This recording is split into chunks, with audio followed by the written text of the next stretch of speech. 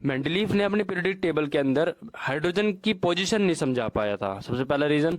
दूसरा, वो आइसोटॉप्स नहीं समझा पाया। आइसो मतलब होता है सेम, और टॉप्स मतलब होता है एटॉमिक नंबर, जिसमें सेम एटॉमिक नंबर होते हैं बट डिफरेंट एटॉमिक मास होता है, उसे आइसोटॉप्स कहते हैं। तो वो आइसोटॉप्स भी नहीं समझा पाया मेंडलीफ। साथ ही साथ क्या था कि मेंडलीफ ने एटॉमिक मास के बेसिस पे पूरी पीरियोडिक टेबल बनाई हुई थी। अब एटॉमिक मास में क्या दिक्कत आ रही थी कि एटॉमिक मास में किसी का एटॉमिक मास तो ज़्यादा था और किसी का एटॉमिक मास थोड़ा सा कम था। इस प्रकार से इन्होंने एटॉमिक मास पे काम किया। एटॉमिक मास के बाद अब जो नए नए एलिमेंट्स आ रहे थे उनके हिसाब से एटॉमिक मास से वो मैच नहीं खा रहे थे, उनकी प्रॉपर्टीज एटॉमिक मास के अकॉर्डिंग नहीं काम कर रही थी। मेंडली पीरियोडिक टेबल के अंदर वो जो नए नए एलिमेंट आ रहे थे वो फिट नहीं हो पाए। इतना अपना बेस्ट 100% देना चाहा, उन्होंने दिया मेंडलीफ ने। फिर उसके बाद एक लिमिटेशन आ गई, जिसके बाद उनको प्रॉब्लम हुई आगे और एलिमेंट्स को समझाने के लिए कि और एलिमेंट्स की प्रॉपर्टी उन्होंने नहीं समझा पाई, इसी वजह से। अब जो मॉडर्न पीरियोडिक टेबल ने इस चीज़ का फ़ायदा लिया, जो हेनरी मोसले थे, इनके बाद मेंडलीव्स के बाद आए हेनरी मोसले, जिन्होंने एटॉमिक नंबर सब कुछ सेम रखा था, सब कुछ एलिमेंट सब कुछ सेम थे, बस उन्होंने नए एलिमेंट्स को भी ध्यान में रखकर और पुराने को भी ध्यान में रखकर उन्होंने एक एटॉमिक नंबर दे दिया। एटॉमिक नंबर के बेसिस पे सारे एलिमेंट्स उन्होंने अरेंज करके बता दिए। एटॉमिक नंबर में फ़ायदा, उन्होंने एटॉमिक नंबर को ध्यान में रखकर सारी चीज़ें बता दी। उन्होंने रेगुलर इंटरवल को ध्यान में रखा कि भाई 1 2 3 4, इसमें कोई दिक्कत ही नहीं है, सिंपल सा बता दिया, उनको आसान करके बता दिया। पीरियोडिक टेबल को इतना आसान करके बता दिया कि एटॉमिक नंबर का दे दिया 1 2 3 4 5, काउंटिंग दे दी उन्होंने हर एक एलिमेंट को। भाई ये उन्होंने बोला कि एटॉमिक नंबर जो होता है वो नंबर ऑफ प्रोटॉन के बराबर होता है, और साथ में उन्होंने बोला कि नंबर ऑफ प्रोटॉन इलेक्ट्रॉन के बराबर भी होता है। तो ये तीनों चीज़ें बराबर है। कौन कौन सी? एटॉमिक नंबर, प्रोटॉन और इलेक्ट्रॉन, ये तीनों ही बराबर हैं एक दूसरे के। देखते हैं, पहले क्वेश्चन को रीडिंग करते हैं। क्वेश्चन में क्या बोल रहा है यहाँ पर कि how would the modern periodic table remove various anomalies of Mendeleev's periodic table. Mendeleev was unable to give fixed position to hydrogen and isotopes in the periodic table. In Mendeleev's periodic table, the increasing manner of atomic mass of the element is not always regular from one to its next. It was believed that a more fundamental property than atomic mass could explain periodic properties in a better manner. It was Henry Moseley who demonstrated that atomic number of an element could explain periodic properties in a better way than atomic mass of an element, and arranged the elements in increasing order of their atomic. Then it was found that the various anomalies of Mendeleev's periodic table were removed by the modern periodic table. कि भाई क्या कहने की कोशिश कर रहा है कि एटॉमिक मास, एटॉमिक नंबर इन्होंने बताया, ठीक है, जिसकी वजह से बहुत फायदा हुआ, क्योंकि एक किससे बेटर था? एटॉमिक मास से बेटर था। ओके, एलिमेंट को अरेंज किया इन्होंने इंक्रीजिंग ऑर्डर, इनके एटॉमिक नंबर्स के बेसिस पे अरेंज किया, सब कुछ एटॉमिक नंबर के बारे में बात की जा रही है। क्वेश्चन नंबर सेकंड के अंदर क्या पूछ रहा है कि आपको ऐसा एलिमेंट बताना है जो मैग्नीशियम के जैसा ही होता है। मैग्नीशियम नहीं है, बस मैग्नीशियम जैसा। तो हमेशा याद रखना, पहले मैं पीरियोडिक टेबल बोलूंगा, आप समझ जाना मॉडर्न पीरियोडिक टेबल के बारे में बात कर रहा हूं मैं। पीरियोडिक टेबल, क्योंकि अब जितने भी क्वेश्चन आएंगे वो सारे पीरियोडिक टेबल से ही रिलेटेड क्वेश्चन है। सारे पीरियोडिक टेबल को ध्यान में रखकर ही क्वेश्चन मैं आपको बार बार स्क्रीन पे भी दिखाऊंगा पीरियोडिक टेबल के। इस प्रकार से आपको मेटल्स कौन से होते हैं, मेटलॉइड्स कौन से होते हैं, नॉन मेटल्स कौन से होते हैं। कलर्स के बेस पे भी आपको डिसाइड होगा, अलग कलर बता रखा है, उसमें कलर भी दिखा रखा है कि मेटलॉइड्स का अलग कलर दिखा रखा है और नॉन मेटल्स का अलग अलग कलर दिखा रखा है। कलर के बेसिस पे आपको डिसाइड कर रखा है, उसमें अलग मेटल्स, नॉन मेटल्स और मेटलॉइड्स को डिफरेंशिएट कर रखा है। ओके, मैग्नीशियम के अलावा जो ग्रुप होते हैं हमारे ग्रुप के अंदर, मैग्नीशियम है, बेरिलियम है, ये जो ग्रुप है, ग्रुप नंबर सेकंड है। ग्रुप नंबर सेकंड के अंदर ग्रुप होता है हमारा वर्टिकली। ग्रुप जो होते हैं वो हमारे पीरियोडिक टेबल के अंदर वर्टिकली होते हैं, जिसको हम कॉलम भी बोलते हैं। चाहे कॉलम कह लो, चाहे वर्टिकल एलिमेंट्स कह लो, चाहे आप उसे ग्रुप कह लो, एक ही बात है। ग्रुप नंबर सेकंड के अंदर और कौन कौन से एलिमेंट? मैग्नीशियम है, कैल्शियम है, और कौन कौन? स्ट्रोंटियम, क्योंकि इनकी प्रॉपर्टी सेम है। जो मैग्नीशियम है, मैग्नीशियम मेटल के अंदर आता है, तो कैल्शियम भी मेटल के अंदर आता है, स्ट्रोंटियम भी मेटल के अंदर आता है। तो इनकी प्रॉपर्टी भी सेम है। किस प्रकार से? क्योंकि इनकी जो वैलेंस सेल है ना, वैलेंस इलेक्ट्रॉन्स है, जो आउटरमोस्ट शेल के अंदर इलेक्ट्रॉन्स है वो 2 है। कैल्शियम में भी, स्ट्रोंटियम में या बेरिलियम की बात करेंगे तो भी इसके जो आउटरमोस्ट शेल के अंदर 2 ही इलेक्ट्रॉन है।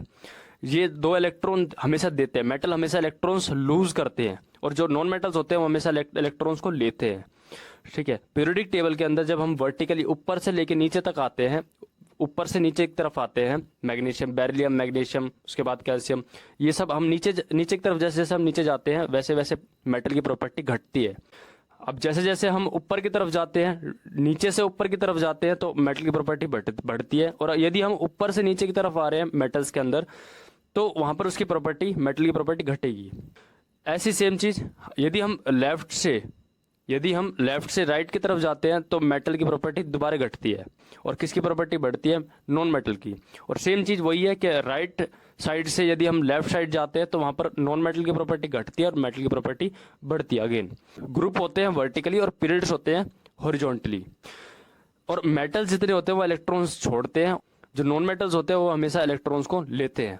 ओके, यही चीज होती है। हम अगर आयंस के बारे में बात करें, तो आयंस के अंदर हम बात करते हैं इलेक्ट्रोनेगेटिविटी की। इलेक्ट्रोनेगेटिविटी हमेशा किसको बताती है? इलेक्ट्रोनेगेटिविटी हमेशा बताती है नॉन मेटल्स को।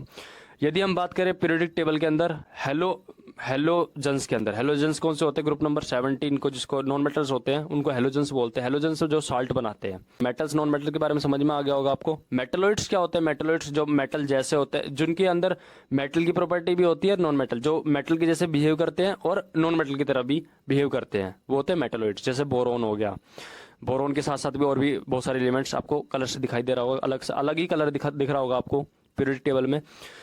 तो ये मेटलोइड्स होते हैं। मेटल्स नॉन मेटल्स समझ में आ गया होगा आपको, और मेटलोइड्स की प्रॉपर्टी समझ में आ गई होगी। पीरियोडिक टेबल के अंदर किस प्रकार से आपको समझना है। और ये जो प्रॉपर्टी होती है, इसके अंदर हम वैलेंस इलेक्ट्रॉन को सबसे ज्यादा इंपॉर्टेंस देते हैं। मेटल्स को और नॉन मेटल्स की और मेटलोइड्स की जो प्रॉपर्टीज है, वो उनके वैलेंस इलेक्ट्रॉन के ऊपर निर्भर करती है। वैलेंस इलेक्ट्रॉन कौन से? जो उनके आउटर मोस्ट शेल के अंदर इलेक्ट्रॉन प्रेजेंट होते हैं। शेल जो होती है वो KLMN, 4 तरह की शेल होती है हमारी, KLMN होती है। उन 4 तरह की शेल के अंदर इलेक्ट्रॉन्स होते हैं, डुप्लेट और ऑक्टेट। आपको पता है आपको कि 2, 8 और 8 और फिर 2 कैल्शियम तक होती है ये प्रॉपर्टी। ग्रुप नंबर 18 के बारे में बात करें, जो नोबल गैसेज होते हैं, इनके जो ऑक्टेट होता है पूरी तरीके से फील्ड होता है, कंप्लीटली फील्ड होता है, पूरी तरीके से भरा हुआ होता है। तो ये रिएक्ट करते ही नहीं है, ये जल्दी से किसी से रिएक्ट नहीं करते हैं। नोबल गैसेज होती है वो रिएक्ट नहीं करते, इनके पास कंप्लीटली फील्ड इलेक्ट्रॉन्स होते हैं, जिस वजह से किसी से रिएक्ट नहीं करते हैं। जिसमें से हीलियम, नियोन और नोबल गैसेज के अंदर वैलेंस इलेक्ट्रॉन पूरी तरीके से फील्ड होते हैं, जिसके अंदर जो डुप्लेट और ऑक्टेट पूरी तरीके से फील्ड रहते हैं, भरे होते हैं। तो इस वजह से ये किसी से रिएक्ट नहीं करते। वैलेंस इलेक्ट्रॉन सबसे ज्यादा जरूरी है। पीरियोडिक टेबल के अंदर जो भी हम प्रॉपर्टी डिसाइड करेंगे, वो उसके वैलेंस इलेक्ट्रॉन को ध्यान में रखकर प्रॉपर्टी डिसाइड होती है। वैलेंस इलेक्ट्रॉन की, वैलेंस इलेक्ट्रॉन कैसे याद होंगे, कैसे होंगे? वो एटॉमिक नंबर से होते हैं। वैलेंस इलेक्ट्रॉन को हम KLMN में हम तभी डाल सकेंगे जब हमें एटॉमिक नंबर पता होगा। तो एटॉमिक नंबर आपको 20 तक एलिमेंट्स जरूर याद होने चाहिए। कैल्शियम आपने 9th में याद करे होंगे, और 10th में भी जरूरी है याद करना। आपने 10th में भी रिवाइज करना जरूरी है। 20 तक तो आपको ये मुंह जुबानी याद होने जरूरी है। जैसे क्लोरीन का आपको पता होना जरूरी है कि जो क्लोरीन का एटॉमिक नंबर होता है वो होता है 17, और उसके अंदर जो वैलेंस इलेक्ट्रॉन होता है वो 7 होता है। सेम चीज मैग्नीशियम का आपको पता होना जरूरी है। मैग्नीशियम के अंदर जो वैलेंस इलेक्ट्रॉन होता है वो होता है 2। कैल्शियम हो गया, स्ट्रोंटियम हो गया, और साथ साथ ये 2 एलिमेंट्स हैं, स्ट्रोंटियम और कैल्शियम। या फिर हम बेरिलियम का नाम भी दे सकते हैं। बेरिलियम भी प्रॉपर्टी सेम मैग्नीशियम जैसे दिखाता है, और जबकि ज्यादा अच्छी दिखाता है प्रॉपर्टी। अब क्या हो रहा है, इनके अंदर वैलेंस इलेक्ट्रॉन भी सेम होते हैं। मैग्नीशियम के अंदर, स्ट्रोंटियम में, बेरिलियम के अंदर वैलेंस इलेक्ट्रॉन सेम है। यदि हम बात करें KLMN की, तो मैग्नीशियम जो बेरिलियम का है वो होगा सिर्फ 2 और 2। ठीक है, इसका तो ये कंप्लीट है, ये डुप्लेट है, कंप्लीट है, ऑक्टेट नहीं है कंप्लीट। ये ऑक्टेट नहीं है पूरा, इसमें जो बैलेंस इलेक्ट्रॉन 2 है, ये इलेक्ट्रॉन 2 दे देगा। मेटल हमेशा इलेक्ट्रॉन दे देते हैं। अगर हम मैग्नीशियम के बारे में बात करें, तो मैग्नीशियम का भी सेम ही रहेगा, 2, 8 ऑक्टेट, डुप्लेट कंप्लीट है। के शेल का डुप्लेट कंप्लीट है, और L शेल का ऑक्टेट कंप्लीट है। फिर M शेल के अंदर यहाँ पर 2 आएगा, तो उसके वैलेंस इलेक्ट्रॉन कितने होंगे? 2 होंगे मैग्नीशियम के। तो ये चीज सिमिलर है। अब इसे पढ़ के देखते हैं, आपको समझ में आएगा सब कुछ अच्छी तरीके से। Calcium and strontium are expected to show chemical reactions similar to magnesium. This is because the number of valence electrons is same in all these 3 elements, and since chemical properties are due to valence electron, they show same chemical reactions. आगे बोलता है question number 3। Question number 3 के अंदर जो ए वाला part आपसे पूछ रहा है कि 3 एलिमेंट्स के नाम बताओ जिनके जो आउटर मोस्ट शेल के अंदर जो valence electron, outer most shell के अंदर वैलेंस इलेक्ट्रॉन सिर्फ एक है। तो ग्रुप नंबर 1 है, उनके सभी वैलेंस इलेक्ट्रॉन 1 होंगे। जो आउटर मोस्ट शेल के अंदर सिर्फ एक ही इलेक्ट्रॉन होगा ग्रुप नंबर 1 में। किसी का भी करके देख लो, एटॉमिक नंबर पता होना जरूरी है। लिथियम का एटॉमिक नंबर 3 होता है, तो उसमें के शेल के अंदर 2, KLMN, और L शेल के अंदर 1 इलेक्ट्रॉन। ऐसे सोडियम के अंदर 2 इलेक्ट्रॉन, इलेक्ट्रॉनिक कन्फिग्रेशन क्या होगा सोडियम का 2, फिर यहाँ पर 8 होगा और यहाँ पर m क्या तो 1 होगा। तो वैलेंस इलेक्ट्रॉन कितना हो गया 1। आउटर मोस्ट शेल के अंदर कितना है 1 इलेक्ट्रॉन है। दोनों में सिमिलर है। सेम चीज सेम ही होता है पोटेशियम का जो सेम ही चीज पोटेशियम का होता है इलेक्ट्रॉनिक कन्फिग्रेशन। अगर हम इलेक्ट्रॉनिक कन्फिग्रेशन करेंगे पोटेशियम का तो सेम ही होगा। कैसे? वैलेंस इलेक्ट्रॉन सेम ही रहेंगे, 1 ही रहेगा के का, के मतलब पोटेशियम का। तो 2 8 8 एंड n में आएगा 1। तो आउटर मोस्ट वैलेंस इलेक्ट्रॉन कितना हो गया 1 हो गया। वैलेंस इलेक्ट्रॉन के का 1 हो गया। सेम तीनों में सेम ही वैलेंस इलेक्ट्रॉन, क्योंकि ग्रुप नंबर 1 के अंदर प्रेजेंट है तीनों 2 elements that have 2 electron in their outer most shell, beryllium और मैग्नीशियम, Be और मैग्नीशियम। मैग्नीशियम हो सकता है, बेरिलियम, और फिर कैल्शियम भी आप लिख सकते हो, या फिर स्ट्रोंटियम। ये मतलब ग्रुप नंबर जो सेकंड है उसके अंदर जितने भी एलिमेंट्स है, वर्टिकली ग्रुप नंबर सेकंड के अंदर जितने भी एलिमेंट्स हैं वो सभी एलिमेंट्स का जो वैलेंस इलेक्ट्रॉन्स वो 2 होगा। तो आप उनमें से 2 कोई से भी लिख सकते हो। 3 elements with field outermost shells, 3 elements के नाम बताने हैं जो जिनके आउटरमोस्ट शेल के अंदर जो फुल है, आउटरमोस्ट शेल पूरी तरीके से भरी हुई है, KLMN। तो हम बात करें यदि हीलियम के बारे में बात करें तो हीलियम में 2 इलेक्ट्रॉन्स, फिर नियोन आती है, फिर आर्गन आती है, हो गए 3। तो इसमें नियोन के अंदर कितना होगा, एटॉमिक नंबर कितना होता है 10 होता है, 2 8। ये भी कंप्लीट है, इसका और डुप्लेट कंप्लीट है, के शेल का डुप्लेट और एल शेल का ऑक्टेट कंप्लीट है। आर्गन का 2 8 फिर 8। तो इसका भी एम शेल के अंदर 8 होंगे, 8 इलेक्ट्रॉन ऑक्टेट कंप्लीट है, एल शेल के अंदर 8 ऑक्टेट कंप्लीट है, और के शेल के अंदर डुप्लेट कंप्लीट है। आर्गन दैट मीन्स ये नोबल गैसेज आएंगे, हीलियम, नियोन और आर्गन, ये तीनों नोबल गैसेज है। देख लो, आप स्क्रीनशॉट कर सकते हो आंसर्स को, जरूरी है। ये जेनॉन आता है आफ्टर आर्गन।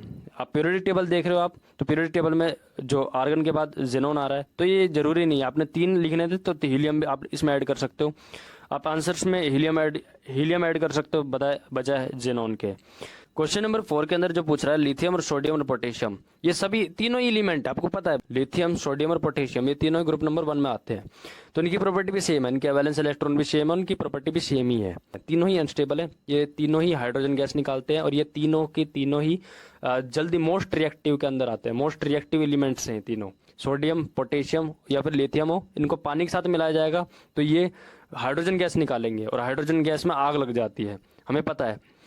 यस और नो। कुछ क्वेश्चन पूछ रहा है कि is there any similarity in the atoms of these elements. 4 का ए वाला पार्ट आपसे पूछ रहा है कि इनके अंदर, तीनों के अंदर, लिथियम, सोडियम और पोटेशियम के अंदर कोई सिमिलरिटीज हैं।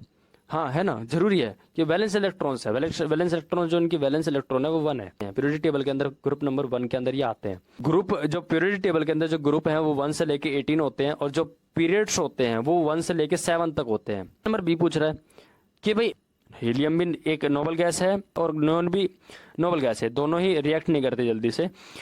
दोनों ही हम बात करें तो दोनों की दोनों ही लो रिएक्टिविटी में आती है, मतलब जल्दी से रिएक्ट नहीं करती हैं। ठीक है, तो अब इन दोनों में क्वेश्चन पूछ रहा है कि हीलियम और नियोन के अंदर क्या सिमिलरिटीज है, क्या कॉमन है इन दोनों के अंदर, क्या एक ऐसी चीज बतानी कॉमन है। वही सेम चीज वैलेंस इलेक्ट्रॉन, इनके जो वैलेंस इलेक्ट्रॉन कंप्लीटली फील्ड है। तो ये जो हीलियम का एटॉमिक नंबर होता है 2, और जो नियोन का एटॉमिक नंबर होता है वो होता है 10 एटॉमिक नंबर है। और अगर हम इसका इलेक्ट्रॉनिक कन्फिग्रेशन करेंगे KLMN के बेस पे, तो जो हीलियम का होता है 2 इलेक्ट्रॉन एटॉमिक नंबर, हीलियम का जो एटॉमिक नंबर होता है वो होता है 2, तो K के अंदर आएगा 2, दैट मीन्स ये डुप्लेट कंप्लीट है। और L के अंदर हम यदि हम बात करते हैं नियोन के बारे में, ये था हीलियम के बारे में, और जब यदि हम बात करते हैं नियोन के में, तो नियोन में K इलेक्ट्रॉन, K में 2 इलेक्ट्रॉन्स और L शेल के अंदर 8 इलेक्ट्रॉन्स। K शेल का डुप्लेट कंप्लीट है और L शेल का ऑक्टेट कंप्लीट है। तो ये हो गया हमारा नियोन का, ये चीज़ समझ में आ गई। और ये चीज़ समझा रहा है कि इस आंसर्स में भी कुछ अलग नहीं है, सेम है। क्वेश्चन नंबर 5 के अंदर पूछ रहा है कि 1 से लेके मॉडर्न पीरियोडिक टेबल के अंदर 1 से लेके 10 एलिमेंट्स तक, hydrogen, helium, lithium, beryllium, boron, carbon, nitrogen, oxygen, fluorine, neon तक, ये सभी एलिमेंट्स जो 10 एलिमेंट्स अभी मैंने आपको बताया, इनमें से कौन सा मेटल है। पहली चीज हाइड्रोजन गैस होती है, फिर आता है हीलियम, हाइड्रोजन हीलियम, हीलियम है नोबल गैस।